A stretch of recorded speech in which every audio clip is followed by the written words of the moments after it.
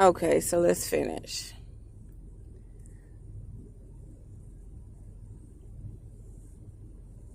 Okay, to resume, the reason I advise that the birth number is the most important as the key of the main phatic number influencing the life is that in the first place, it is unalterable.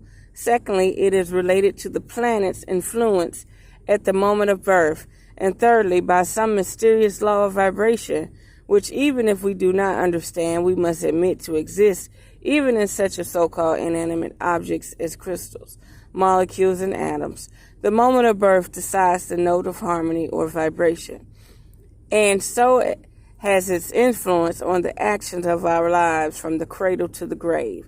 Further, the birth number relates to the material side of life, the name number to the more occult or spiritual side of our existence.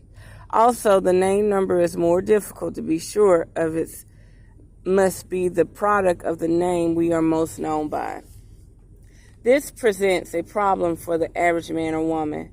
Many men are more known for their surnames than by their Christian and surname together.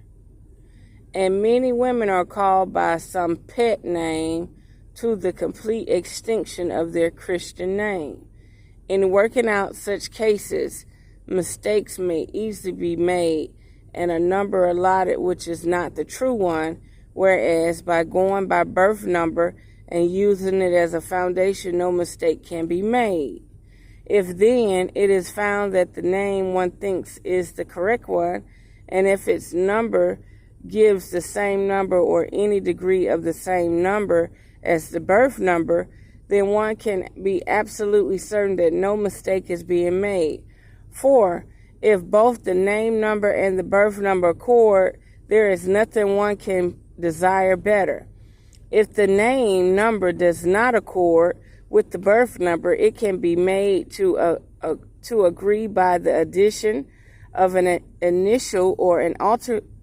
Oh my God, slow down.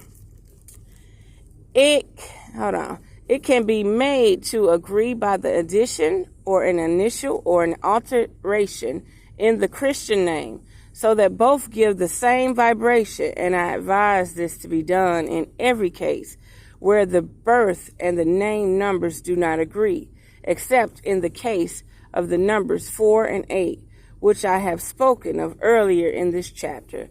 Those who are advanced students in occult symbolism can utilize the hidden meaning given by both Christian and surnames to work out the finer shades of destiny. But for 1M, I don't know what that means. But for 1M ordinary cases, 1 million, I guess, I must not lose sight of the fact that I am writing this book for the average man and woman, those who want to help themselves in the easiest possible way and who have perhaps no time for deep and abstruse study. To all those, I know I cannot do better than to advise them to follow closely the rules governing the birth number as set out in these pages.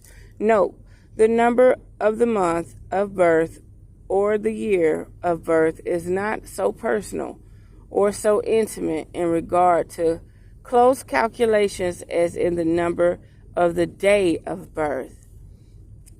The number of the month is useful as far as general matters.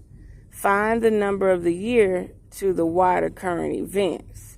Example, a person born, say, on the 6th of June, 1866. Write tills down in the following order. 6, individual or personal. June, 5, general matters. 1866 turns into 21, which is 3, current of destiny.